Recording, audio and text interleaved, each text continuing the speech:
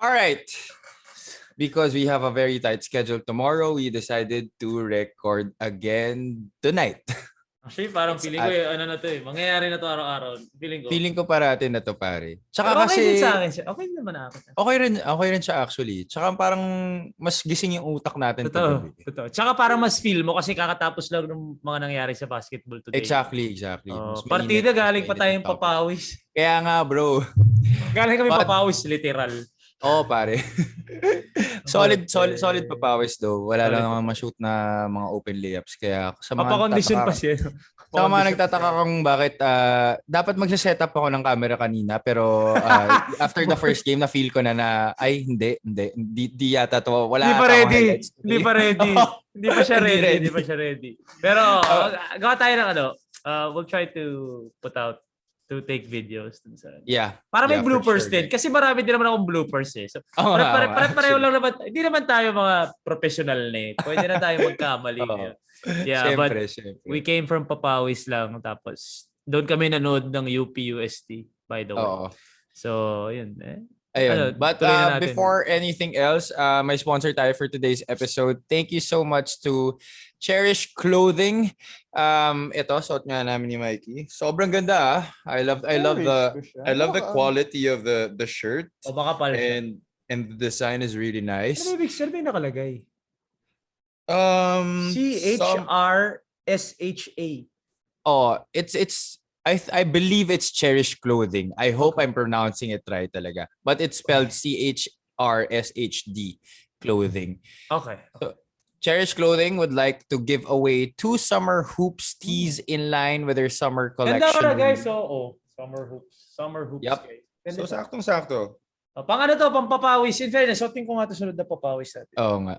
Yeah. You can check them out on IG. That's at Cherished Clothing and at Cherished on FB. Also available on Shopee. Just search Cherished. That's CHRSHD Clothing. Yeah. Feel free to send them a message for any inquiries. Thank you so much again, Cherished. So again, there will be 2 winners for their giveaway. We will be posting the question about the episode pag na-upload na yung Spotify episode tomorrow. So watch out for that, guys.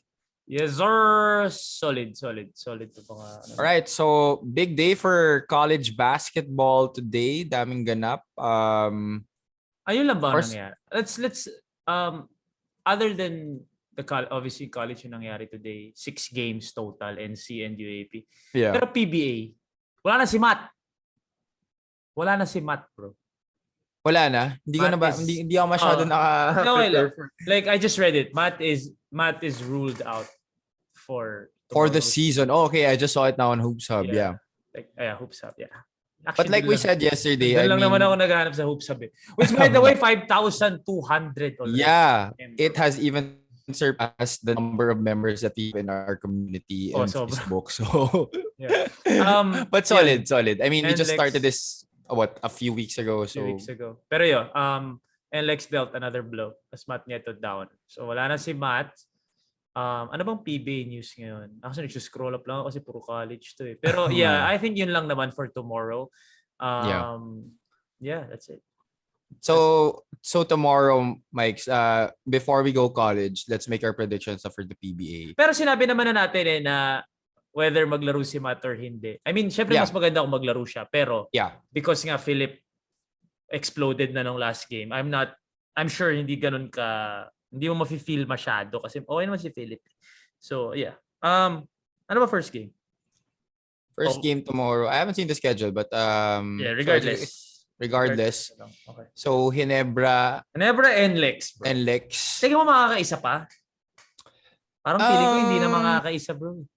Feel ko hindi na, especially after what happened with LA. I think LA really wants to redeem himself after what he did in that end game. Yeah. Especially with everything that's all the negative shit that's been happening around him right now. I'm sure that being the veteran that he is, he won't do the talk. He will let his game do the talking. Yeah, for sure.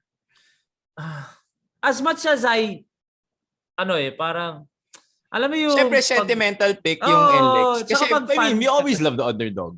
Oh, yun nga eh. Parang alam mo yung unconsciously you root for the underdog. Yeah. Unconsciously, like you root for the team na mas mahina technically or yung down sa score paglaro. So unconsciously, of course, I'd want it to go game 5. That'll be fun on Friday if ever it does happen. Yeah, more basketball is always good. Yeah, but analysis-wise, di ba? Parang makakaisa pa ba? Parang hindi na. It's gonna be tough. It's gonna be tough. It's gonna be tough. Especially yun nga eh. Because they want to prove a point eh. Yeah. Especially LA. Yeah. My heart, not in a way na kampi ako sa NLEX versus Ginebra. More of my heart wants a game 5. Yun. If Ginebra was down 2-1, then I'd still say the same thing. My heart says game 5. Gusto ko ng game 5. But my mind is saying na tatapusin na ng Ginebra. Kasi tama rin, I read what Arwind said in an interview na iba ang Ginebra talaga when the crowd is there because no matter what happens, pag tinatambakan mo ang Ginebra and they start making a run, para silang sinasaniban when the crowd is behind them. Totoo. Yung Ginebra chance is crazy. So, parang get that ball yun. Kung pare, exactly. Parang get that ball. Kasi sa UP, even though UP has had the craziest crowd the past few years, wala naman tayong significant na sinisigaw eh. Yeah. It's just UP fight, gano'n. Ayun. But you rarely hear the Universidad ng Pilipinas. Yeah, because it's too long eh. No. You hear it time out. Exactly. Hindi mo siya naririnig during the game, like live ball. Yeah, hindi ka naman hindi naman tayo gumagano ng live ball eh. Wala tayong parang get that ball. Wala. Don't chant anything on defense. So Saka if it's defense, it's just defense. Tama. Tsaka yung get that ball, yun yung ang ganda nung play ng Ateneo sa opensa. Tapos dedepensa sila, biglang get that ball. So may dagdag na po tayo na get that ball. Yun lang feeling ko yung live in-game na chant na nakakaano. Kasi yung one for UST, after a free throw, hindi rin siya yung during eh. I mean, correct me if I'm wrong, guys, but I feel like get that ball is the craziest in-game cheer na live ball. Other than that, yung mga Universidad ng Pilipinas, mga matatapang, matatalino, it doesn't happen live during the game. Time out, ganon, sige. So, yeah, yung Ginebra by far is the craziest in-game chant we have in the Philippines. So, tama naman si Kuya Arwin. So, do you agree your mind also says Ginebra na? Yeah, definitely. Parang tsaka ayaw nilang mag-game 5, bro. Ayaw nila. Mag-game 5 ka underdog. Exactly. Like what we said naman about Meralco in Magnolia. If you make Magnolia if you give Magnolia a chance to force a rubber match, that will definitely go the way. Ayaw na ng Meralco. The team that is down in the series. Ayaw na ng Meralco. Kasi ito yun, guys. Hindi yan kung sino mas malakas, sino mas mahina. Hindi. Entering game 5, ang may kumpiyansa, yung kakapanalo lang. Exactly. Yun lang naman ang ibig ko sabihin eh. Hindi ako kumakapi sa Meralco, hindi ako kumakapi sa Magnolia, hindi ako kumakapi sa Ginebra. Pag lamang ka lang ng 2-1, you wouldn't want to get into a game 5, nakakatalo mo lang. Yun lang yung ibig ko sabihin. So either way, you wouldn't want that. So yeah, I think Ginebra will finish it. Magnolia will extend it to game 5. Yun yung akin. I'm going for I'm gonna kukontrahin kita dun sa Magnolia. Tapusin mo na pareho? Tapos na pareho yung bukas. Yeah. I can't. Like again, yung mga prediction namin, kumbaga we're just really fans. So yeah, it doesn't really matter to us who wins. At the end of the day, I mean, of course, yeah, we're analysts for we just want good games. Yeah, but exactly. It's not exciting games, yun lang. Kasi ako, like, for the longest time, wala na talaga akong team that I'm really rooting for, especially in the Pro League. Siyempre sa UAP, of course, definitely I'm for UP.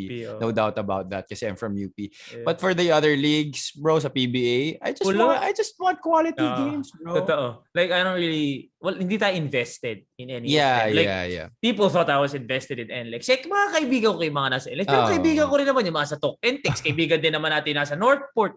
So, rain or shine, kaibigan. So, wala talaga tayong investment na hindi ako makakatulog pag natalo yung team na to. Hindi naman sa ganun. But manunod, kumbaga, kahit sino umabot sa finals, manunod ako ng finals. Ganon. So, we're good. So, yeah. Sige. Meral ko. It's gonna be close out tomorrow for me. And for Mikey, he thinks that Magnolia will push it to 5. Yeah. But Ginebra will close it out. Yeah. Okay. Okay. All right. Let's move on to college basketball. First off, in the NCAA, JRU wins over... No. Perpetual wins. Perpetual win, sorry. Perpetual won. Sorry. Perpetual won over JRU 77-56. Wow, blowout pala. Masarap talo si Hammer eh. Bakit? Hindi ba prediction niya yan mag-champion? Ang alin? JRU. Ha? Hindi mo ba nakita yung art card? Nung nagda-game kami, tinanong kami prediction of MVP and champion. Okay. Si Anton went Fran Yu, Letran. I went Justin Arana, Letran. He went Penuela mag-MVP ng San Beda, which hindi ko pa din alam kung sino yun. Honestly, hindi ko pa na-over yung San Beda. Pero may hype naman siya. Tapos champion niya, JRU. JRU, why? So nung nandun kami, naka-live kami nun, sabi ko, seryoso ka ba? Champion JRU? Like, we're not talking about a dark horse team. We're not talking about who do you think is yung surprise team of the season. Pwede yun champion Pwede talaga. Like, champion. So I was like, the safest bet is obviously Letran. Mm-hmm. Kung magsasanbeda ka, okay pa. Pero yung huhugot ka ng JRU, doon talaga like, seryoso ka ba? So pinaninindigan niya. So kanina, doon sa group chat namin sa mga panelists, first quarter pa lang, 27-9, pinicturean ko yung score, tapos sinend ko doon. Sabi ko, I deserve an explanation. Pero pinaninindigan niya na sabi niya, they just weren't making shots. So I asked Anton, who covered the game? Sabi ko, Ton, ano tingin mo yung totoo? Sabi niya, malabo. Like, no disrespect to JRU. Like, feeling ko they will compete for a Final Four spot. Plus sa NC, bro, top 6. Okay, kasi may parang play-in. May play-in diba? So, JRU is fighting for the top 6 spots, for sure. But to be champs, like, damn. Pero sinabi ko kay Hammer, pag nag-champion ng JRU, bawa ko sa'yo. Like, idol, galing mo, paano mo nabasa yon? Pero like, Letran kami, obviously. But I'm curious, what was his justification? Hindi ko alam kung ano yung explanation. Wala, hindi niya pa sinasabi ko. Wala, sabi lang niya yung team itself and Coach Louie Gonzalez, which I understand Coach Louie Gonzalez is a great coach, but I just don't see it like champion. Like, I don't think may materialis sila enough para mag-champion. So, yun lang. Pero, gets ko naman yun. I don't know. Actually, hindi ko gets, pero like, yeah. Asartalo lang. But I mean, you know, we've seen crazier things happen in basketball, like, especially in college basketball. Yeah, so, hipster pick lang talaga siya. Okay. Yeah, what else? They're really just... pala si Mr. Hot Take ng NCAA. Pero honestly, brother, I think you can attest to this. They're really just our analysts na mahilig mag-hipster pick. Oh, like, yeah. Like, bakit nyo kino-complicate yung mga bagay-bagay? Like, parang player of the game. To the people who don't know, the analyst chooses who the player of the game. Okay, guys, so now you understand. Pag yung player of the game, analyst ang pumipili nun. Sa last 2 minutes, 3 minutes ng game, bibigyan kami ng papel, yung mga analyst, na susulat mo sino player of the game. Mm-hmm. So now you understand, guys. Pag nakita ninyo na player of the game na hipster pick na 5 points, 10 points, player of the game, analyst yun. Like, for real. Ako kasi, as an analyst, I'm sure ikaw din, hindi ko na pinapahirapan sarili ko.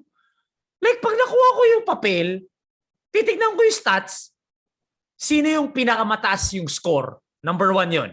Pero, hindi rin naman matik na yun agad. Tinitignan ko din. Kunyari, may isang player na, puta, grabe naman yung in-assist. O grabe yung ni-rebound. Or, pag merong dalawang player na halos pareho lang, 20 points, 19 points, titignan ko ngayon yung ibang stats. Or, sino yung talaga yung naka-apekto. Pero, exactly. Pero hindi ko papahirapan yung sarili ko na... hindi naman. I mean, wag mo naman hanapin yung putangin na... Ako pare, yung Panyamogan, di ako agree. Like, I know Panyamogan had 9 points in the third. I know that Panyamogan was crucial in that win. But he deserved a shout-out, a mention na best player ko si Kevin Alas, but we have to also commend Panyamogan who kept NLEX alive in the third.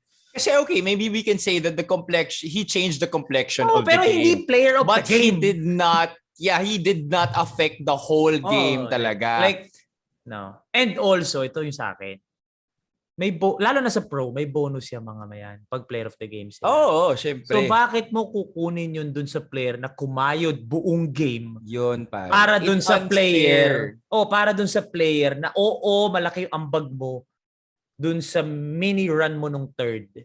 So sa akin, you commend those mini runs kasi yun talaga yung kumbaga, kumbaga they deserve like commend them. But to choose player of the game, hindi ko Alam mo pare, honestly, ako pag pumili ako ng player of the game, yung type na player of the game na hindi ko na kailangan i-explain sa inyo kung bakit ko siya pinili. Hindi talaga. Like, alam ninyo. Nanood kayo, di ba? Alam ninyo bakit siya player of the game. Exactly. I mean, but Mike, what was your opinion when Philip Manalang was named Finals MVP after he hit that shot? I don't agree with it. I would have given it to Coleado. I would have given it to Encho. I would have given it to Wico. Mm-hmm. Because, yes, he hit the shot. So, pag-usapan natin siya. Pero to say that he was the one who... No, man. Commend mo. Pero bigay mo doon sa deserving. At tsaka, sobrang rich nung Manalang. Because, ang ganda na nilaro ng tatlo eh.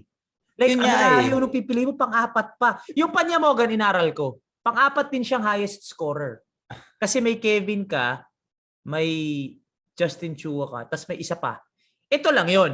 I understand yung ayaw mo ibigay sa import. Medyo gets ko yun eh. Kasi, kumbaga, homegrown naman tayo. Gets ko yun. Yeah. Ako rin, I try to give it to homegrown player. Lalo na nung may import sa NC. Because imports are expected to dominate, di ba? So, kung bibigay mo sa Pinoy, di mo binigay kay Kevin or kay Justin Chua or nung time na yon kay Wico. Okay. Oo. Pero si Papa Bear pumili nun eh, so hindi rin ako magre-reklamo. Good job, Papa Bear. Pero totoo, di ba? Parang player of the game, guys. Yeah, not player who won you the game. Like it was, kumbaga yung work mo dun sa 40 minutes. Yeah, kasi you could, this is like my explanation for it eh. Philip won you that game in that moment, but the other players like sila Wico, sila Coleado, they put you in a position to make Philip win that game for you. Philip, yes, made the shot, but you wouldn't even be there. Tama ka. You wouldn't even be there without Encho, Coleado, and ano. So, tapos finals MVP. Yun nga pare, yun pa yung matindi doon. Kasi pare, may bonus yun eh. Ay, oo pare. Yun talaga yung matindi doon. O binigay mo yun talaga yung matindi doon. I was really like, wow, really finals MVP. And I think even Philip naman knew. Yeah. I'm sure Philip was really kind of maybe apologetic to his teammates. May konti na parang di ko masyado deserve to. Meron yun, imposible. Like, kunyari yung kay SJ, yung game winner niya sa Korea.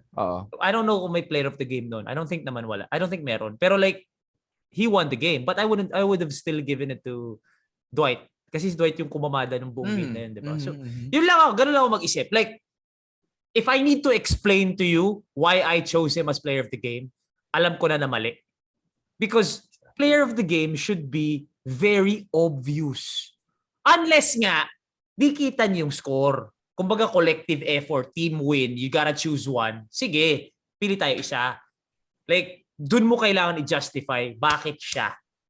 Kasi, same sila ng points, pero grabe to dumepensa, o grabe yung rebounding nito, o 13 assist to, ganyan-ganyan. Pero yun nga, if there was a guy na alagwa, huwag ka nang humanap ng justification at mabibigay sa iba. Pero kanya-kanya lang naman yan, guys. There's no hate. This is just our style. Because as a player, tapos gumawa ako buong game, pero may isang nag-game winner, ang sakit naman na hindi ako yung player of the game. Mm-hmm. Tsaka pare, iba yung pag nagpe-player of the game ka, iba yung yung mileage nun, iba yung exposure nun. So parang yun lang naman yung sa akin. Pero that's very true. Doesn't matter naman. Ba't nga ba natin pinag-usapan to? Saan galing to? Saan galing to? Kasi saan galing tong topic na to? Ba't tayo napunta dito? Di ba college na pinag-uusapan natin? College na ba pinag-uusapan natin? Hindi, parang napunta. Putang ina, paano nga ulit nangyari? Kasi si Panya Morgan kasi. Okay. Sobrang layo lang na napunta na. Okay, sige, anyway. College na tayo. Okay, college na tayo. Alright, so kanina nga, yun nga, okay, JRU was beaten by Perpetual Help. And before that pala, it was UAAP. Adamson won over UE. First win ni Coach First win. They finally break into the win column. Jerome Lastimosa was the player of the game. 14 points, I believe. Bro, 11 minutes lang yun 11 minutes lang ba siya naglaro? I didn't watch the game. Parang yung 14 points niya, parang basta double digit na siya first quarter pa lang. So hindi na siya ginamit masyado sa second, third, fourth. I don't know why. And with good reason. I didn't watch it naman din the whole game. But yeah, I think understandable lang naman na if you've established a comfortable lead. Kasi parang lamang siya whole game. I mean, okay, if this was a regular season, like if we were not in a pandemic and they were not in a bubble, you would use Jerome even if you had a comfortable lead going into the second half. But you are in a condensed season where you play almost three times a week? Tama ba? Oo. 3 times a week. Tama. 3 times a week. Yeah. There's a reason behind it. So this is really the time to have kind of load management a bit. I mean, okay, mga bata naman yung mga yan, pero syempre you would want to avoid any overexertion on your players, especially the dependable ones, when you know naman that the game is already in the bag. Yeah. Kumbaga, nilagay na ni Jerome yung imprint niya dun sa game Oo. Kasi parang sa first 10 points, 7 ata siya Tapos wala na, hindi na. I don't know kung nag-comeback pa yung UAAP, pero like based on the score, parang siguro magra-run lang, pero may masasagot yung Adamson. Number 1, first win ni Coach Nash in a very, very long time. Mm-hmm. Kasi 2 seasons siya na sa Blackwater. 2 seasons ba or something? Yeah. So congratulations to Coach Nash. Obviously, it's surprising na parang there's even talk na first win ni Coach Nash. Like, come on, man. We know Coach Nash. But, nakita mo yung hindi niya pinasok. Sino? May mga hindi siya ginamit. Oo, pare. Nakita ko yung by the way, best player hindi naman best player kasi talo sila. Pero like, top scorer yung Hanabi. Nung last game yung Hanabi. Tama. I didn't read the article, but natawa ako dun sa headline mismo na ice cream. So yung kwento, parang birthday daw ng isang may birthday kahapon. Let's say game on director or whatever. Kahapon. So may pizza, may pagkain, tas may ice cream. Sinabi na nung coaches at nung trainer na wag na kayo mag-ice cream kasi may game tayo bukas, tas first game pa. Kumuha pa ng ilang scoop yung mga bata. Okay. Number 1, you can look at it as OA. Which, by the way, Coach Nash admitted na OA. OA talaga na hindi sila ginamit dahil sa ice cream. But, in the long run though, like, nakakabilib si Coach Nash, bro. Like, in the long run, this can be something na pwede mong balikan na kung hindi ko ginawa to, hindi sila magiging gasing disiplina kung paano sila ngayon. Exactly. I think kasi, tama. But he's trying kasi to send a message. He's trying to say na, if you want to be great, if you want to be successful, you're at the college level pa lang. If you want to go far in your careers, kailangan ngayon pa lang, disiplinado na kayo. And ito pa lang, sila na mismo yung nagsabi. Sila na mismo yung nagsabi, yung coaches na mismo yung nagsabi na wag muna kayo mag-ice cream. What if it comes to the point na in your careers na ikaw na magdedesisyon para sa sarili mo and the temptations are all over there. Yeah. And tapos bibigay ka na lang, di ba? Kumbaga, in the long run, it could be something na papalikan nila. Yes, it's OA, which Coach Nash admitted naman. OA, pero may panggagaling. Kasi palaki ng palaki yan eh. Yun lang, hindi mo masunod eh. Kasi paano pa pag game plan, di mo masusunod? Exactly. And we know Coach Nash naman to be always looking at the bigger picture. Totoo. More than basketball naman si Coach Nash. Yeah. Plus, guys, papaalala ko lang sa mga nanonood ng Mikee TV, si Pogoy ang nagsabi, it was Coach Nash who made them all transfer to Fern. Kasi, Brad, nung nandun sila sa Moraita, wala daw disiplina. Like, bro, wala. Inuman. I can super attest to that. Like, anytime pwede ka uminom, walang curfew, wala. Tsaka doon, pare, medyo mas madali doon lumabas kasi mas madali pumunta sa mga gimmickan. Kasi walking distance lahat eh. Tsaka madali lang kasi syempre at that time sa Fern daw, bro. Mahirap, bro, kasi puta looban yun lalabas pare. Lalabas ka pa daw. Ano pa, ang hirap kumuha ng taxi doon. Ay, syempre, yung Grab doon medyo mahal na going to BGC or whatever. Sa Moraita, tangina, abang pala ng taxi sa labas, madali lang eh. Yan exactly yung sinabi ni Pogoy. Kasi Pogoy, si RR, experienced pre-Coach Nash na talagang nandun lang sila sa baba, inuman, ganyan. Magugulat siya, papunta siya ng court early morning to shoot, pauwi pa lang yung mga kakampi niyang seniors, which is not a shot at anyone. Ganun lang talaga. Normal to yung time na yun. So, si Coach Nash yung nagpalipat sa kanila lahat sa Fern na busit sila, pero puta nag-champion.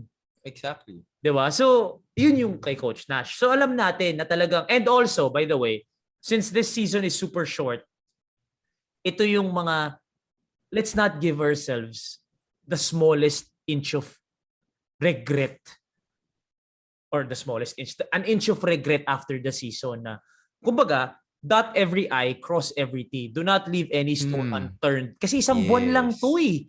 Gawin na natin lahat ng maayos isang buwan, tapos tsaka na natin, mag-ice cream ka magdamag kung gusto mo after. Kasi para imagine naman 2 taon natin inantay ito. Isang buwan lang. So, that's a strong message by Coach Nash. I have to commend him on that. But I'm also not surprised kasi alam naman natin Coach Nash magaling sa mga ganyan, mind games. So yeah. Oo naman. Tapos si Coach Nash, pare, pagkausap mo pa napaka-piloso po. No? Sobra, bro. I mean, yung parang talaga siya. He has that innate sense of humor that is... Piloso po, pare. And parang hindi nga yung tatawa when he cracks jokes eh. Parang poker face lang siya. Tapos, bro, meron siyang mga... Nasa sa inyo yan. Yung ganun siya, yung... Nasa inyo yan. Baala kayo. Desisyon nyo yan. Pero puta, yung ganun niya, mapapaisip ka ngayon na parang puta. Bro. He has that certain swag about him that really commands the respect of the people around him. Meron siyang swag, bro. Iba yung swag niya kay Coach Olsen. Kasi si Coach Olsen, iba. Si Coach Olsen, Si Rara yan eh. Si Coach Nash hindi naman talaga umabot sa level na as a player. Pero puta yung pag sa sideline, no? Yung asta niyang gano'n. Payat-payat lang. Pero may asta siya na parang tangay na nasrasela ako. Pero like, walk the talk naman siya, di ba? So, siyempre, pare. He can definitely back it up. Respect. Okay. All right, next game. Tangay na naman yan. You know what? Let's not even go into detail. Like, paano natin tatalunin talaga Ateneo? Okay, I mean, maybe during the first half, people were saying, uy, putang ina, lakas ng FU. Puta, they were keeping in step, lumalaban. But guys, you are really just forgetting na putang ina. When it comes to halftime, at ganyan yung nangyayari sa Ateneo sa first half, pagdating ng halftime, and this has happened for the past 3 seasons, and yan yung dahilan kung bakit 3-time defending champion sila. Pagdating ng halftime, pag masama yung nilalaro nila sa first half, ina-expect mo talaga sa second half, inapukpok talaga yan, puta. They will not give their opponents any chance to get back into the game. Magbabago siya talaga. As in, nag-shift sila eh. Oo. Parang may switch talaga na na-on eh. The thing with them is, they don't get too high, they don't get too low. Parang nandun lang sila sa gitna. Just play our brand of basketball. It doesn't matter kung ano nangyayari. Tapos, hindi mo parang sino gagawa. Pare, hayop naman yung Tyler Teo. Ang dami nilang weapon. Kanina yung Tyler Teo naman nagwala. So parang, paano mo tatalunin, bro? Like, nandun ako doon. Like, let's not even talk about FEU's performance. Because they played a respectable game. They definitely did. They definitely did. sa standards ng Ateneo, that was already challenging them, to be honest. But like, someone tweeted nga na parang tinanong ako, like, kaya ba ng Ateneo yung Blackwater? Ang sagot ko, baka hindi lang Blackwater ang kayanin ng Ateneo. Like, honestly, bro. Hindi ko talaga alam. Paano? Like, alam mo yung, pag nanonood ka ng Ateneo, like, there's just something sa back of your mind na even if the team is down or masama nilalaro nila, parang back of your mind, napanood ko na to eh. And what's even more respectable and admirable about them, each and every player who sees the floor, there is that certain confidence about them na talagang puta, they will contribute in whatever way they can. And alam nila pare na superior sila sa mga kalaban nila eh. Parang meron, you could see it in their body language. Parang kumpiyansa lang sila na parang, okay, labang kayo ngayon. Pero saka yung mga nanonood, ako personally, parang nung lamang na lang ata ng 4 nung 4th kasi nagmintis lang si RJ nung parang fade away niya eh. Pero like dikit, pero back of my mind parang, alam mo lang that some way, somehow, napanood ko na to mananalo pa rin Ateneo sa dulo. So, I don't know, man. I don't know. Don't ask us how to beat Ateneo because we really do not know. We really do not know.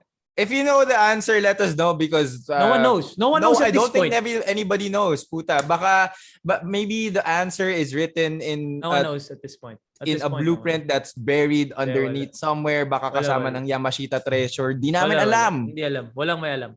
So, yeah, moving on. Alright, moving on. So it was LPU who lost to the CSB Blazers. Yeah. Will Gozum was the player of the game in that one. 14 points, I believe, and 8 rebounds. Okay. Are there any surprises here, Mikey? I mean, malakas yung St. Benil compared to Lyceum. Lyceum medyo rebuilding stage. So that's normal. That's not a surprise. And the way Will Gozum played, okay yun. Nung first game kasi medyo pa siya, adjusting pa siya. Tas letran agad kalaban. But Will is gonna be one of the best, especially now with no Justin Arana. Mas lalong aakyat yung stock ni Will in terms of big men sa NCAA. So Yeah. This is the perfect opportunity for him to stamp his class. Yeah. Wala yan. Ano na yan? Alam na niya yan. All right, and then last game of today, the LSU edges the National University Bulldogs 59-55. No, that's the third game. Oh, this is the third game. Did I miss anything? May UP-UST pa. Oh yeah, fuck yeah. So 5. How could I forget? So 5 o'clock yun yung Lasal. Ano to? Lasal NU. Okay, I just want to say this about this is Lasal, the second to the last game. Lasal, like Baltazar, diba? Solid naman na si Baltazar. Nonoy was solid. Nonoy just came back. This was his first game of the season. First game, grabe. Mark Nonoy. Very aggressive. Mark Nonoy, alam natin kung kaya reigning rookie of the year, obviously. But with NU, parang I'm not surprised that Lasal won. But ang ganda ng I don't know if you watched that, pero ang ganda ng tinatakbo ng NU pa. Sobra, bro. And really, that is just a testament to Jeff the culture that bro. Jeff Napa is building there. Bro, Jeff Napa. Imagine, pare, these are a lot of these players you don't really know. Of course, you have JLC, you have Sean Ildefonso. But guys like, Felicilda, itong what's the name of their big man? Yung malaki. Meron nga silang big man na magaling. Yung malaki. I forget his name. For the people who aren't familiar lang, Jeff Napa won the chip in high school NU. Sobrang lakas. Player niya si Baltazar. Oo. Nagletran yan. Successful din. Hindi man nag-champion, pero very successful yung letran niya. That was post-Coach Aldin, I believe. Bago si Coach Bonnie. I had the opportunity to go up against Coach Jeff when we were still in high school. Nung juniors. They beat us Kani? They beat us nung sila Tansinko pa. Okay. And then the next year, season 75, kami naman ang tumalo sa kanila. Okay. So yun na sila Kani, sila Atangan. Si Baltazar kailan? After mo?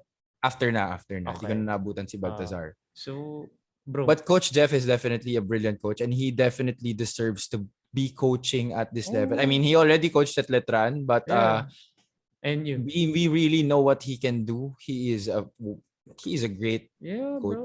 Anywhere he goes, nagiging successful. Nasa Northport din siya. So, talaga, magaling. I just gotta, like when I was watching NU, ang layo, like, ang ganda nung tinatakbo nila. Like, hindi naman sila talented compared to Lasal. Di ba? Yung Lasal may big names eh. Ito, sino lang big name nito? Hindi pa nga ganun ka big name si JLC tsaka si Shani. Aminin man natin o hindi, di ba? But, ganda na tinatakbo. But they are very hardworking. They're scrappy. The effort is there. You could see it in their eyes that they really want to win. They want to be competitive. Ayaw nila maging pushovers dito sa liga na to. Tsaka bro, technically nawala sa'yo yung buhay mo eh. Nawala si Dave. Yun nga, pare. Diba? Nawala yung buhay mo si Dave. And not just that, bro. You're living in the shadows of what could have been. Dave Ildefonso ba naman Dave Ildefonso, may Carl Tamayo pa dapat dyan. All of these junior stars, sila Fortea, di ba? Si Kevin Kiambao. Galing niyan. They could have been automatically one of the powerhouses in the league had all these stars stayed with them. But now they're proving na, okay, tanga na, lipat kayo, pero we're gonna build a shit of our own. Tanga na, we're gonna prove to you guys na kaya namin to compete with the best of them. Yeah, I gotta give it to Coach Jeff. Galing. All right. Here's the kwento. Nagpapapawis kami, nanonood kami ng UP. Yung first half, hindi pa tayo nagsisimula maglaro. Di pa. Down yung UP nun. There was that sense of, bro, pag natalo dito, medyo problema na. Like, legit, man. Like, hindi pwede matalo sa UST. Tinampakan ng FU yun eh. Yun nga, pare. No disrespect to UST, they played a hell of a first half. But, FU beat them convincingly. So, if UP lost to them, bro, di ba sinabi natin to, nung huli nating about UP na, pag natalo kayo sa UST, medyo panic mode ng konti. Pare. Pare, hindi naman pwede. Kasi, natalo tayo sa Ateneo. Like, okay pa yun eh. Kasi, syempre, Ateneo yun eh. Ateneo yun eh. Tapos, bagong team ka eh. Pero kung natalo ka sa UST na bagong team din, may problema. Pero, alam naman natin eh, na nung second half, wala na. Nagano na. Kumbaga, rumatyado na yung UP. Gotta give it to Coach Golding. I think what UP really needs to learn, the players mismo, is to be able to handle the pressure that is being expected, that is being put on their shoulders. Because we all know that the whole UP community knows na malakas yung team na to. At ginastosan ng team na to. At ginastosan to. Aminin man natin o hindi. So there are definitely a lot of expectations, and the pressure is definitely heavy on their shoulders. But they have to learn how to handle that in such a way na, na maging calm lang, and to trust the system, trust the process. Because what we were seeing in the first half, tangina parang they were kind of succumbing to the pressure, and everybody was like, kanya-kanya na lang, pare. Parang hero ball. Kanya-kanya sila. Parang they should learn how to trust each other and play as a team. And we expect that compared to the previous team na puro superstar. I think I expect naman na dito magbibigayan sila. Good game for UST. 19 si Sherwin, no? Joshua Fontanilla, 17. But, maganda nila ni Richie. 19 points. Yeah, but mababa lang yung percentages. Mababa lang yung percentages kasi 33% lang siya from the field. 5 of 15. Okay. Wait. 19 points siya. Pero 7 came from the line. Okay. So 12 lang talaga yung field goals. But still, 19 points is 19 points. I mean, it's a good game. He played a better game than the first game. Oh yeah, definitely. Okay, yeah. I mean, his stats were definitely better than the last game. But what I really want to see from Richie, and I think you would agree, is to really step up and become the undisputed leader of this team. And I don't like Richie taking 8 threes in a game. I don't Yeah. like I just don't like. I don't like him settling. We've never seen Salle Richie in a UP uniform. I have it. Kaya nga please, Richie, don't settle for 3-point shots. Like I know naman na kaya niya shoot nun, but attack mode Richie is the best Richie. Yes. So ayoko lang yung 2 of 8 niya sa 3 points. But 19 is 19 plus 14 pa din naman siya. So I'm giving him some slack. Hindi naman ako like totally 19 is 19. So okay naman tayo doon. At least it's still better than the first game. Pero I still believe naman that he will get better when the season progresses. Meron pa yan. Lucero breakout 18 points. 9 of 14. 9 of 14. Oh. So wag ka na rin tumira ng 3 points, Lucero. Kasi 0 of 4 ka sa 3 points. Wag ka na mag 3 points. Kasi magagaling kayo sa ilalim. Ba't kayo nagsisettle? Exactly. Bata natin, 18 points na naman si Carl Tamayo. Uy, James Spencer, ganda ang bag, 11. Talaga? Yung Kagulangan ang nag-breakout. Kamusta ang percentage natin from 3-point country? Masama, 17. Masama. We have never been talaga a good. Hindi naman. Hindi talaga kasi puro slasher yung mga player. Pero CJ medyo nag-struggle 7. Sheesh, 29 3-point attempts. 29. Pero I gotta nag-breakout yung bata ko si Joel Kagulangan. 9 assists. I feel like that's already a season high. The whole season. So 2 days na lang. Yeah, because Clint, 9 assists. Clint Escamis had 8. 8. Okay. Ito 9 na. Okay, so saka 9 assists and 5 steals. So defense. Galing. Good job kay Kagulangan. But yeah. UP is a work in progress. I'm not gonna pressure them na kailangan ganito na kayo. No. It's a work in progress because mga bata naman talaga lahat. And okay yan, di ba? Got your first win, got your feet wet, di ba? Then next game, banat ulit. We definitely have to work on our free throws. Jesus Christ. Nga yung free throws natin medyo malala. 63.3. At least yung nagmintis ako ng free throw, crucial. Hindi naman ako nagmintis ng first quarter, second quarter, third quarter. Di ba? So, we need to work on our free throws. And you just gotta go with it. You just gotta continue to get better. Yeah. Ano pa rin, this is still okay, 1-1 tayo. Parang para sa akin kasi pag natalo ka sa Ateneo, hindi ka na rin dapat madismaya.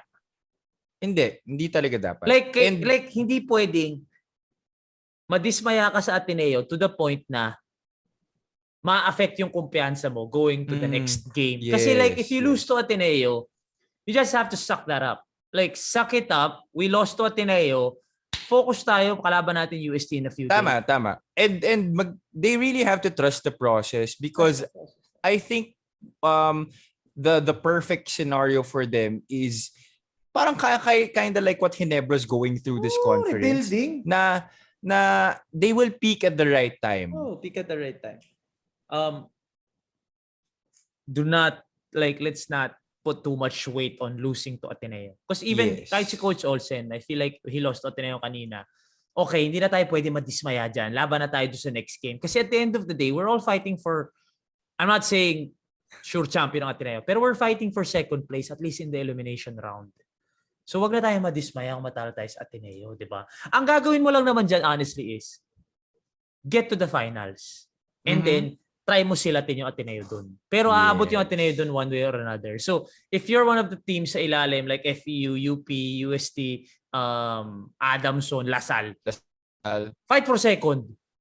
And then, let's try to get to the finals. And then, try natin silatin yung Ateneo dun. Pero, mamimit yung Ateneo sa finals, bro.